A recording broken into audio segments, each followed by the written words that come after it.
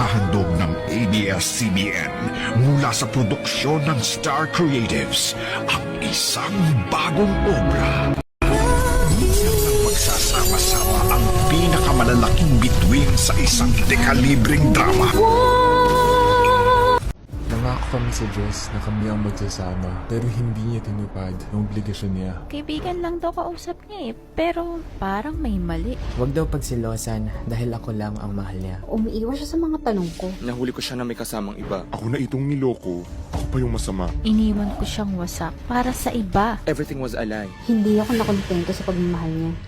Ang pagtataksil ay nangyayari kahit sa pinakamaligayang pagsasama.